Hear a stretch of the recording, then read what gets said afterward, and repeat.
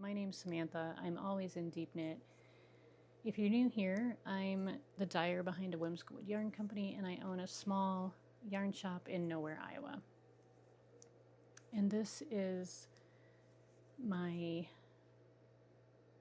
virtual Stitch and Bitch. I used to host a physical Stitch and Bitch when I had my first yarn shop years ago. And now this is, that's my ice maker.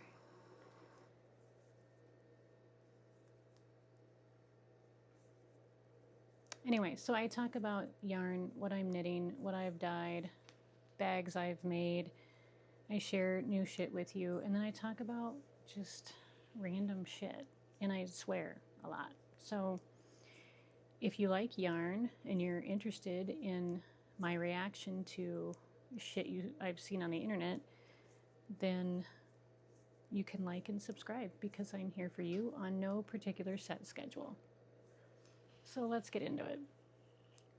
So originally, a couple weeks ago or longer, I can't even remember when I tried to actually do this, I was going to talk about the Houston Rodeo because I thought it was so bizarre that the Houston Rodeo had to actually issue a dress code for their events. So the Houston Rodeo has been in existence since like 1939 or some shit, and it's one of the biggest rodeos in the country. I mean, it's huge. It's a big, giant family event. They have carnivals. It's kind of like a fair, but a rodeo. They have carnivals, concerts, food, rides, I think, probably games. It's a massive event, and it's completely geared towards family, and fun. So it's not like Coachella in a cowboy hat. It's a family-driven event, right? But they had to issue a statement, and I don't know exactly how they did it. I think just like online, or maybe they did it online and in an email. I don't really know, but basically telling rodeo goers to keep their asses covered and like their shit women. It was grown women who were dressing like they were going to the club and not to a family rodeo. So I thought that was really interesting because I guess I don't know why you would dress like you're going to the club to go to a rodeo, first of all. And second of all, the fact that it was so bad that the rodeo itself had to be like, hold on. And they had to like list out what was appropriate attire and what wasn't to adults, like grown-ass people. So when I saw that, I was like, wow. So I went online and was like looking around to see how bad was it, right? Like why are we doing this? And what I found was images of women, grown women, who had shorts on that were so short that like their whole ass was hanging out, extremely low cut tops, midriff showing, and for a place just kind of, like you were club attire, not rodeo attire. And there were so many of them, in fact, that the rodeo had to issue this statement saying there is a dress code, you need to dress appropriately, blah, blah, blah, blah, blah. Here's what's acceptable. So after seeing all these images, and I have some, and I don't know if I'll insert them so that you can see them or not. And this is old news now, but I'm going to talk about it anyway because I just found it bizarre. So after like digging through all that and like seeing that, I was then seeing like some of the people that were dressed like that going onto their own social media and saying things like, I'm grown, I can do what I want. And like mostly the excuse was, I'm grown, I can do what I want. And here's the thing about that. If you have to say I'm grown to justify whatever you're doing, then that probably means that whatever you're doing is not good or a grown-up choice. Like, and actually you're not grown. If you, like, mentally you're not probably a grown-up if you are thinking that way, because when you're a grown-ass woman, and I joke about it all the time, like, I'm a grown-ass woman, I'll do what I want. But when you're actually a grown-up and you behave like a grown-ass woman, you don't do what you want because you're a fucking grown-up and you've got to put other people ahead of you. You have responsibilities. You're grown up and you respect other people, especially when you're in public. So saying, I'm grown, I'll dress how I want, to me is the most selfish statement pertaining to this that you could make, because you're going to an event that is so, that you're going into a children's space, essentially. If it's family, if it's for families, it's a rodeo and it's an event that's geared toward families and family fun. That means there's going to be kids there. And so if you're a grown-up, if you're actually a grown-up, you're going to understand that, and you're not going to show your ass to a bunch of kids. You're not going to go into a children's space and expose them to that type of behavior, I guess. You don't, like, would you want your kids staring at tits and ass all day long while you're at the rodeo? Probably not. So the whole I'm grown thing blows my mind, because it's just like, if you were really grown, you wouldn't be doing that shit. You'd be wanting to protect the children. Or you're just really selfish and care nothing about anybody but yourself, I guess. I don't know. So I thought that was really weird. And then there was a lot of content creators that were doing videos about it, how they were, you know, like, disappointed. And their reasoning, they were mad at the women for doing this, but they were blaming all these people. Like, it was enough people were dressing like this to get the attention of the rodeo itself and make them enforce a dress code, right? So that means that it was a lot of people. It wasn't just one or two. And so these content creators were like, well, all I can say is that their parents failed them, like the parents of the people that were dressed like this. And I take issue with that, because first of all, that lets all these people that were dressing like that in front of kids, it makes them not accountable for their own actions, right? Like, oh, their parents failed them. And I find that hard to believe. Maybe some of them did. But when you do grow up and you go out into the world, you are not just stuck in what your parents did or didn't teach you. You see what other people are doing, and you kind of either evolve and realize, oh, wait a minute, this is inappropriate or whatever, or you don't. And most of the time people do. And, you know, you could say, well, I didn't know that there was, you know, it was kid friendly. Well, if you are going to go to the Houston Rodeo or any place, most of the time people Google it and they get pictures. I mean, I do. Like, if I, like, last year we went to Cocoa Beach, I Googled it. I popped up all kinds of photos so I could see, and there are people in the photos and you can see what they were wearing. And, like, you, if you're a grown-ass woman, you look that shit up. I don't, like, it just blows my mind how we're gonna blame all the parents. We're just gonna put all these people under this umbrella who had parents that failed them. Bullshit. Like, you're just selfish and self-centered, and you don't care about the kids that you're going to be around or the parents of the kids that you're going to be around. Your parents didn't fail you. You just don't give a fuck. And maybe some of your parents did fail you, and that's too bad. But come on, like. And then one night the Houston Rodeo had to close down early because there was, like, fighting and just all kinds of just bullshit behavior from grown-ass people in the streets of the rodeo, and so they feared for the safety of the rodeo attendees, and so they had to close down early. Like, who in the fuck goes and starts a fight, a street fight at the rodeo? And it must have been more than one, because they closed down the rodeo. Now, how fucking sad is that? We have this whole generation of kids that doesn't give a fuck, number one, doesn't have to take accountability because the entirety of the population is blaming the parents of these people who are now adults. I don't know, it just blew my mind.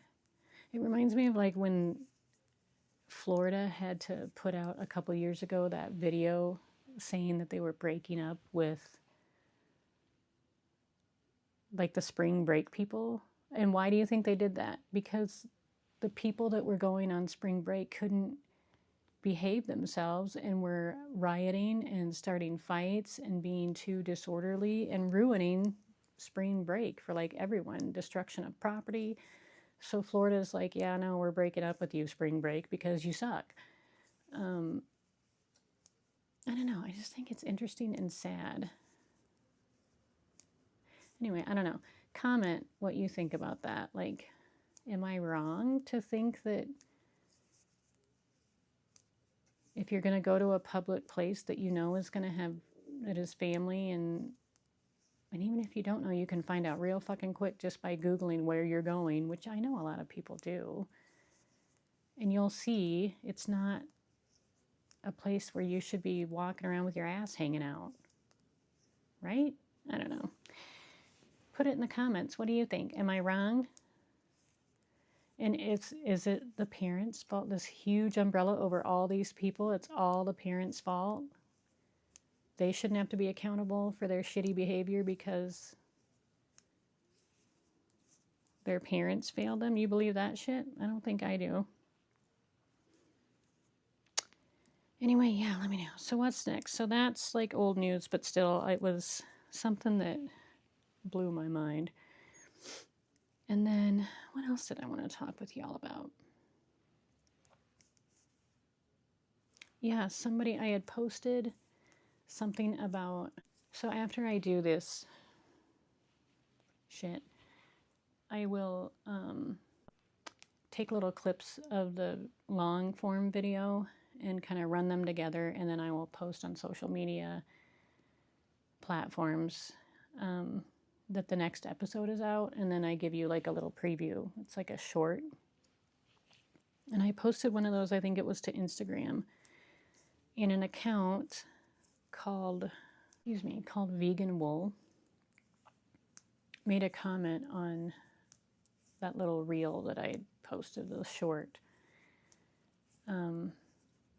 asking me, is my hand-dyed yarn really worth, is selling my hand-dyed yarn really worth all the, I think it was harm to animals or something, or all that the animals have to go through, or something like that. And I did respond to her, and I think I did it in a nice way, and I actually responded, and then I haven't been back since, and that was like 2 weeks ago, to look to see if they responded back to me. Maybe I could do that now, actually. Okay, so the account was vegan_wool, and it was 3 weeks ago. And they say, is selling your dyed yarn worth what other animals go through for it?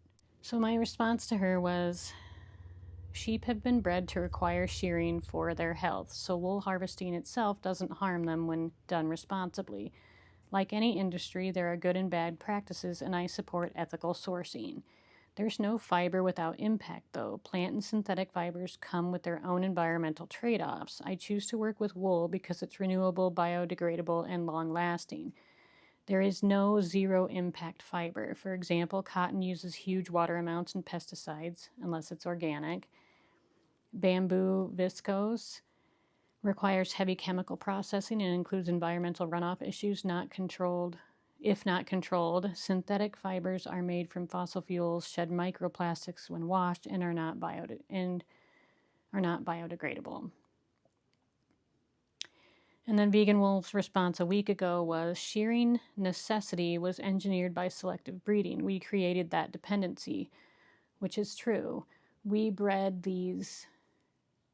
So sheep were domesticated like 10,000 years ago in the Middle East, right? But and they weren't like wool.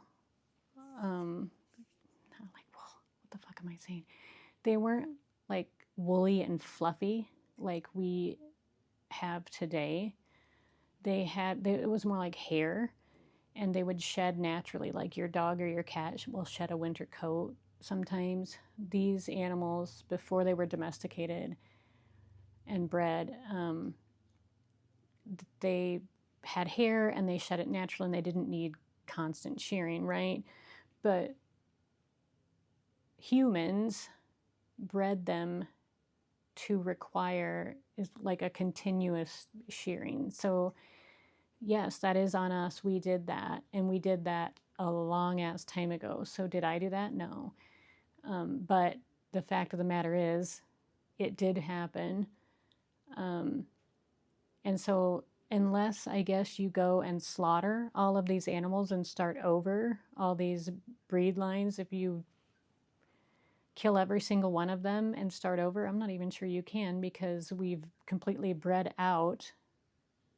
I don't know. I guess you'd have to go get some wild sheep and just let them breed. I don't know. There's no answer, because the damage is done. We have done it.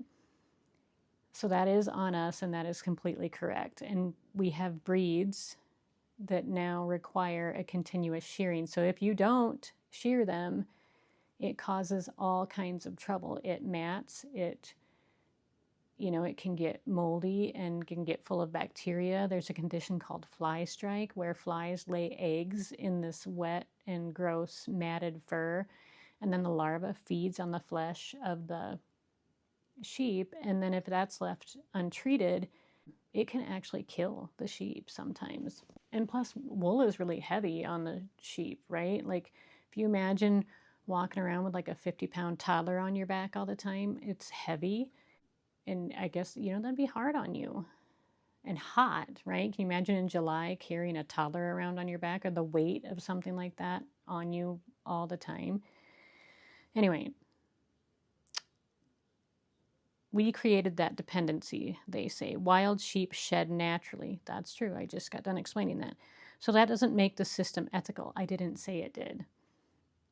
It only justifies the act of shearing itself, which sanctuaries do as well. It doesn't justify the continuing commodification of their hair, which drives demand and causes more individuals to be born into exploitation. And it doesn't address that sentient individuals are killed when their yield drops. For sheep, that's around 5 to 6 years into a natural lifespan of 10 to 24 years. On the fiber comparison, environmental impact and exploitation of other sentient animals, I don't know what she's saying. I think she's trying to say specimisms. Species is, I don't know, are two separate questions. In my case, it's also a false comparison. I don't use or promote unregulated viscose, conventional cotton, or non-biodegradable synthetic fibers. Pointing to other issues doesn't answer whether killing someone else for pure convenience is justified. That's whataboutism. I'm curious, what is it about sheep that makes their exploitation acceptable when we consider the same treatment of FE companion animals or human animals, Homo sapiens apes cruelty? Okay, so I'm not even exactly sure how to answer that, and I'm just reading this now. And if I click on Vegan Wool is an independent one-woman business based in Berlin, Germany, specializing in hand-spun and hand-dyed vegan yarns and fibers. Crafted for textile artists and hobby crafters, every skein is made with deep respect for animals, people, and the planet. Founded in 2024, it's run by Josepha Black, to bring the vegan message into the arts and crafts scene, a place long overdue for adaptation of 21st century values. I had just discovered knitting and crocheting for myself, but couldn't find any cool yarn to use. The nice ones were always made from itchy wool or plastics, and as an eco-minded vegan with sensitive skin, naturally I hated both. Driven by belief that if you want it to be good, it's best to do it yourself, I deep dive into the DIY spinning and dyeing tutorials on YouTube. A spinning wheel, some innovative fibers, and a whole lot of practice and experimentation later, I was finally able to create the kind of yarn I always wanted. Pretty, soft, sustainable, and actually cruelty-free. Because let's be real, we're not falling for the happy animal myth anymore. We've seen the truth, the undercover footage, and we've done our homework. And even if you haven't, one thing should be easy to grasp for anyone. When a sentient being has a choice, they choose freedom. So let's stop taking what was never ours to begin with. Okay, so that's their pinned post from June 2025. It says her shop is closed, and then she has a YouTube link.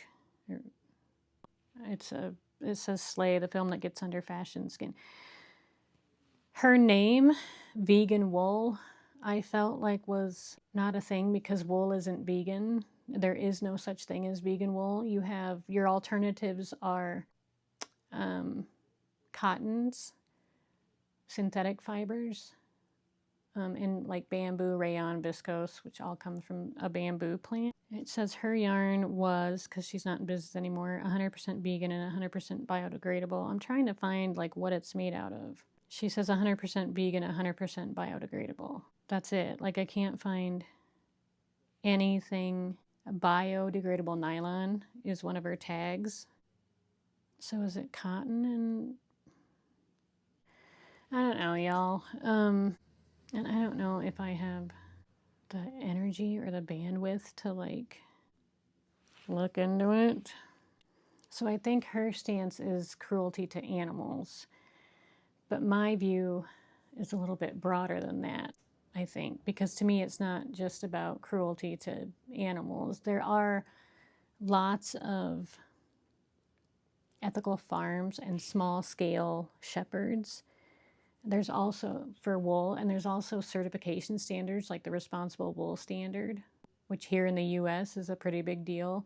I've dyed that wool before. It's called Shaniko wool, and it's completely traceable. And it, you know, the Responsible Wool Standard is making sure that the land is cared for, the animals are cared for, the ranchers are cared for, and we can trace to what ranch, in what part of the country, and all that, where that wool came from. So wool itself isn't evil. Like, it just depends on, you know, where you're sourcing it from. And just because I don't source from somewhere that doesn't use like muesling practices, for example, that doesn't mean everybody else isn't. You know what I mean? Like, I can control what I can control. And vegan,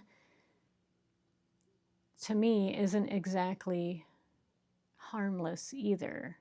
Maybe there's no animal involved directly with vegan products. There is no vegan wool.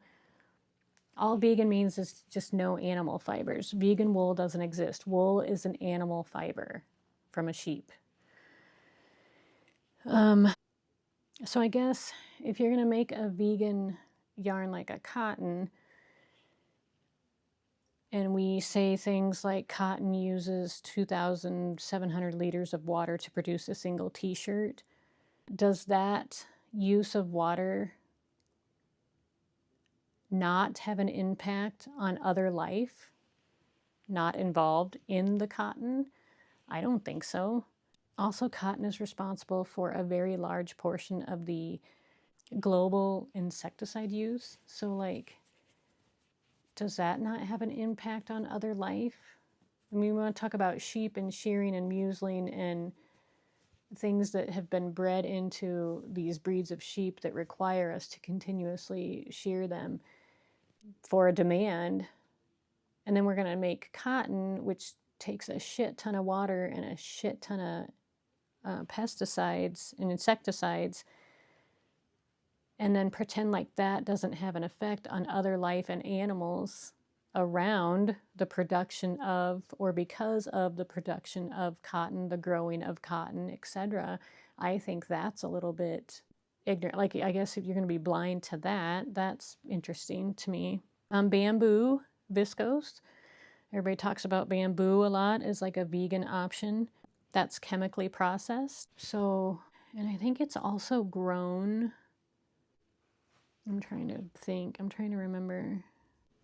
With like a ton of chemicals, right? Like, excuse me, bamboo is typically processed into viscose or rayon or tencel using chemical solvents and energy, unless it's specifically produced in a closed loop system like lyocell.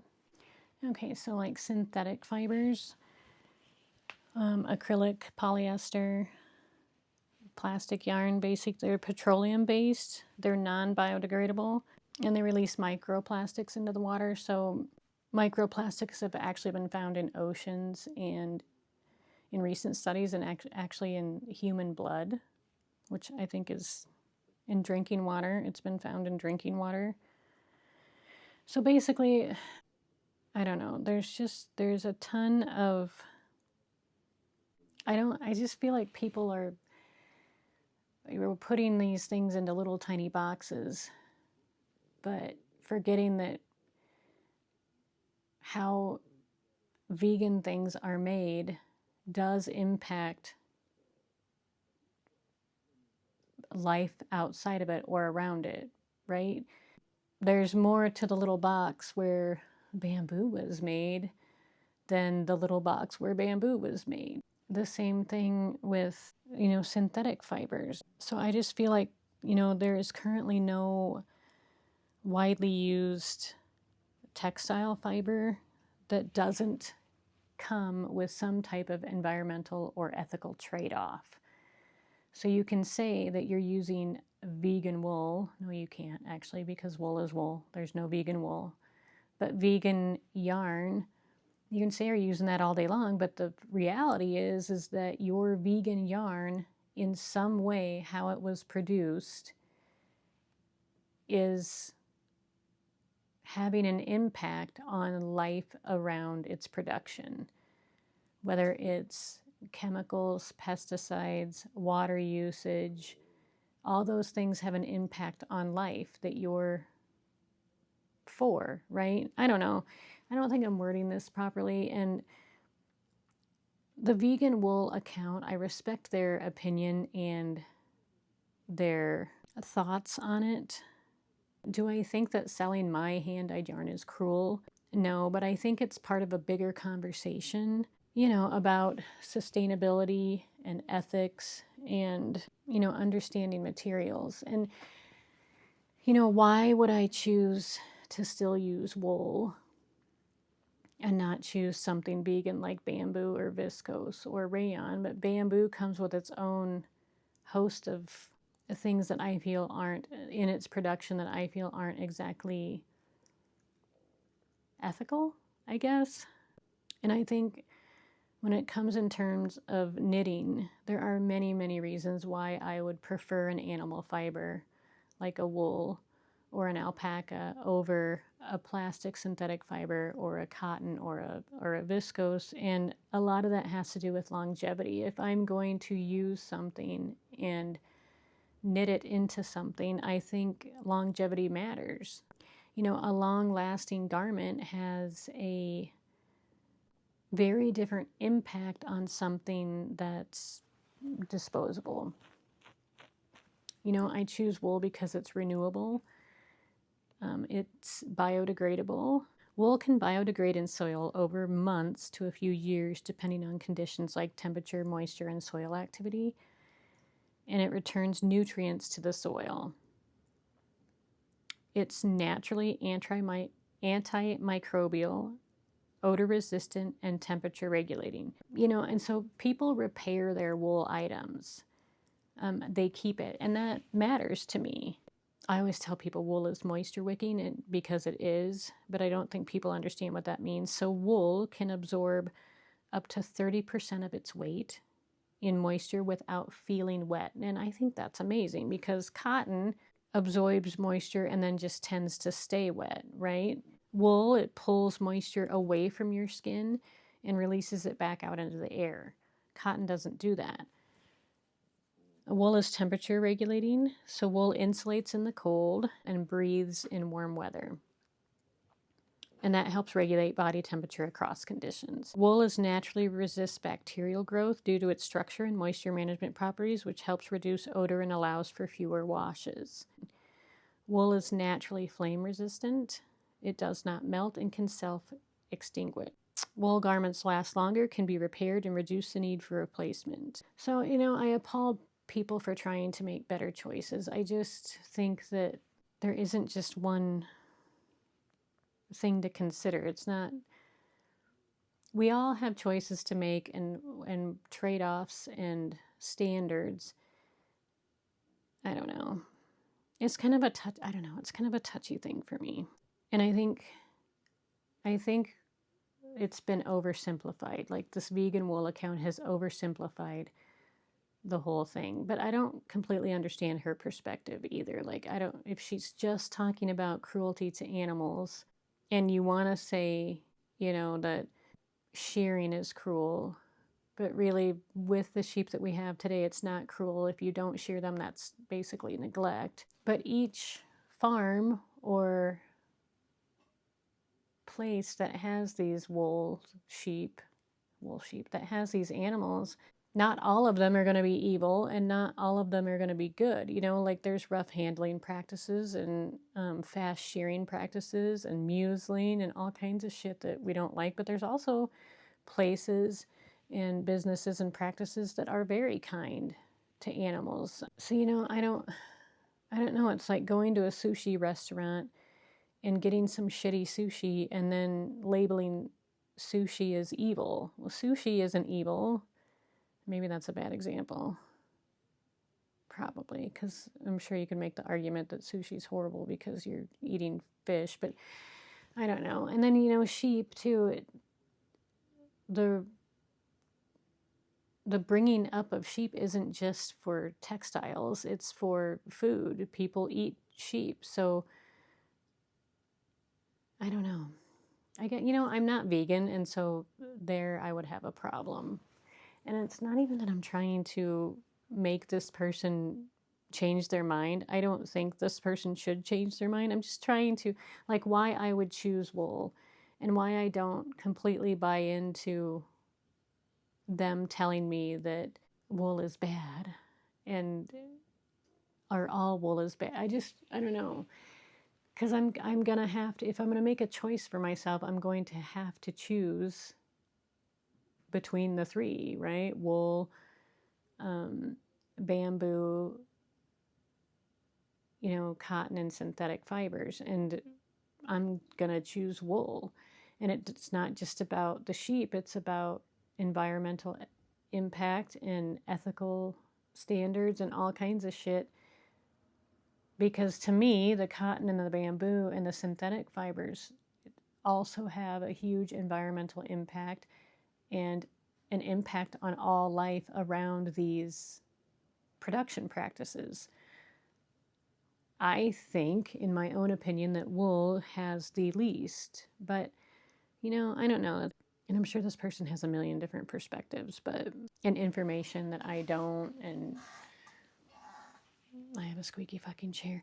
Anyway, so that's that. And I think if you care about all of these things, that's a good thing. But there's a huge picture. Like, there's a bigger picture than just we bred sheep, so it's our fault, so we should stop. What are we going to do with all the animals that exist then? Like, even if we stopped breeding them today, would we just kill them all and start over?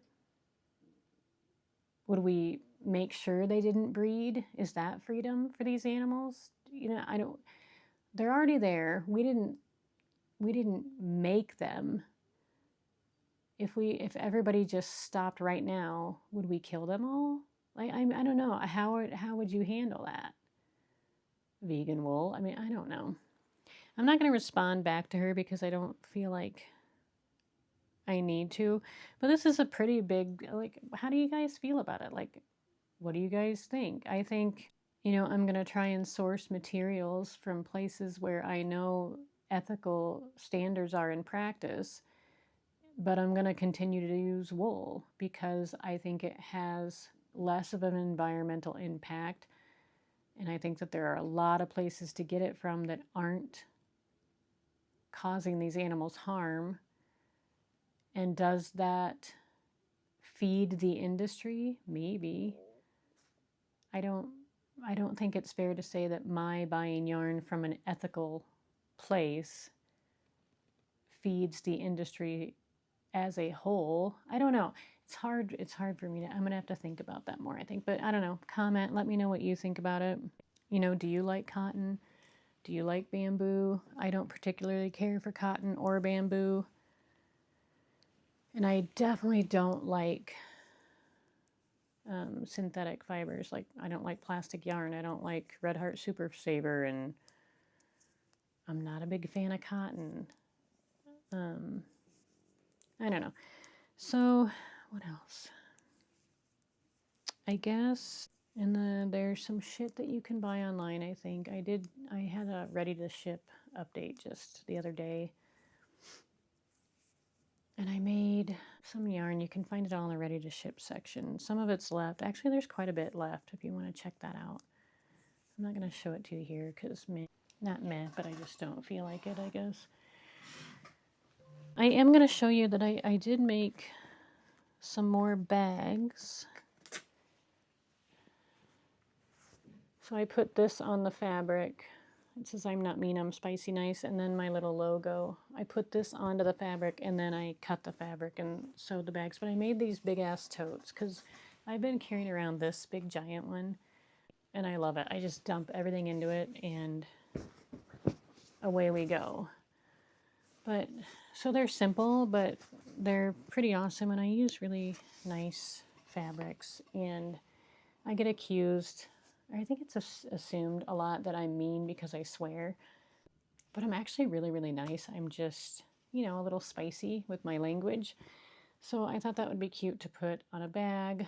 And I have sold some, but I do have several left, I think. I'll just show you all of them that are left here. They each have a slip pocket on the inside and a magnetic closure. This one I made really long straps, so you can really toss this bad boy over your shoulder if you want. And I just make them all kind of different because, you know, I get bored. Like, they don't all have the same lining and slip pocket. And then I do have this one little, it's not little, I mean, they're all really big. They're going to hold all your shit. This one is just my logo on it with the little matchbook. So those are left on the website in the Awesome Bags collection. And then I have one Trash Panda bag left, the applique that says knit. And I love this bag. I think it's so cute. It's not as big. Oops. But and then the gray part says "I hate people." So I paired it with Tula Pink Trash Panda fabric because I thought it was perfect. And I love Trash Pandas. And so there's that one. Let me just hang that back up over here. And then this guy is left. He's just a smaller project bag applique. And then I have a couple, I thought, oh, there are a couple of these smaller totes left, which are Tula Pink, and they're fun too. I mean, you're not going to get as much in them, and they're just regular totes. There's no magnetic anything. So there's several bags left if you guys are interested in those. Oh, my door just blew open. Hold, please.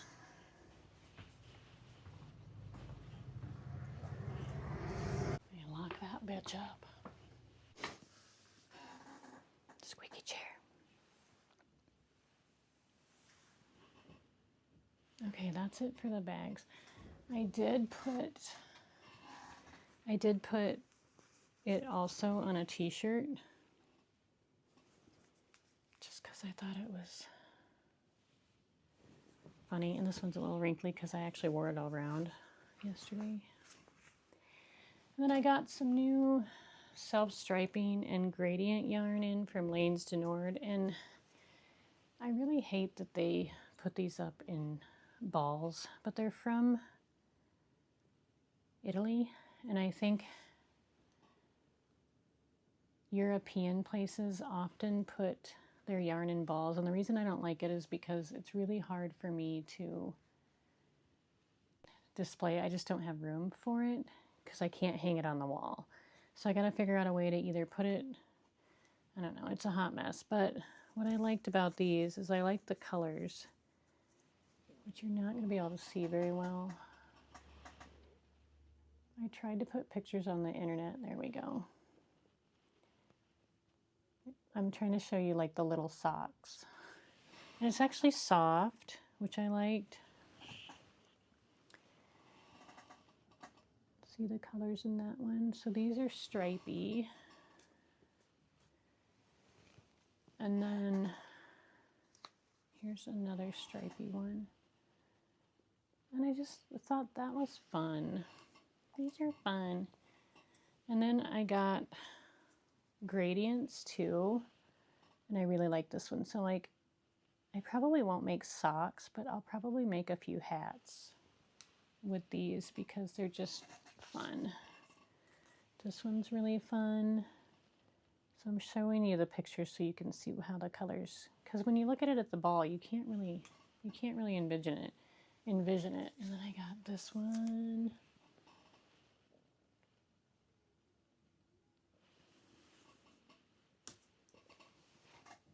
And this last one, which I just thought was kind of dumpster fire, flamish, fallish, which I love fall colors.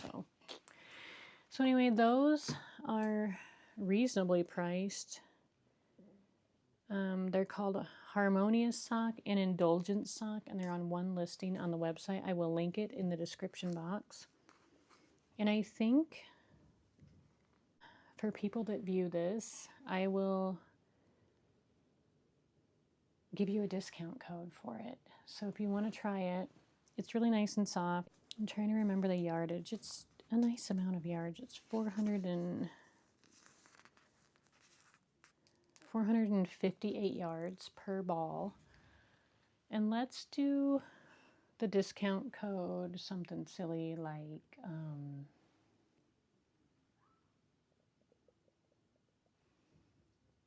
know I'm having a brain fart. I can't. Brain fart. It's going to be, the discount code is brain fart, all caps, one word. And I'll give you guys a little discount. Try it because I have a shit ton of it. And I like it quite a bit, actually. I think you will too. It's got a nice ply.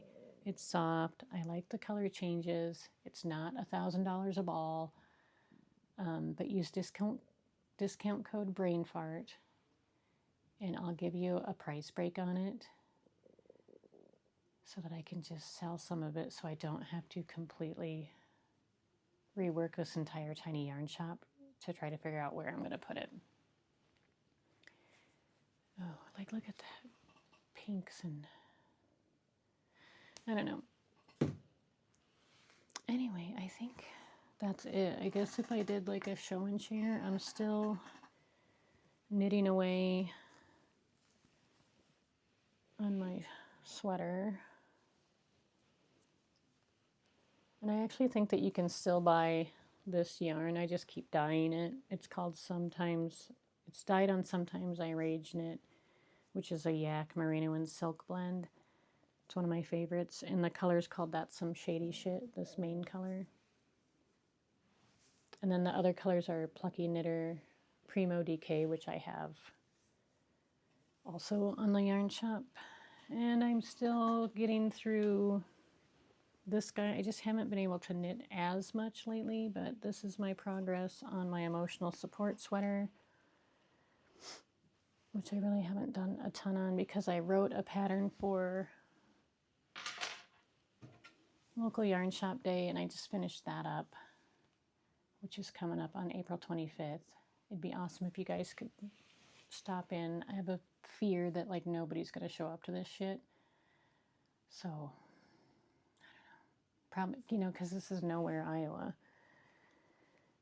Anyway, what else? I think that's it. I think that's all I want to talk about today. So yeah, so I hope you have an amazing week. Make good choices. Do one thing every day that makes you happy. And don't kill anyone. All right, so we'll see you next time. Bye.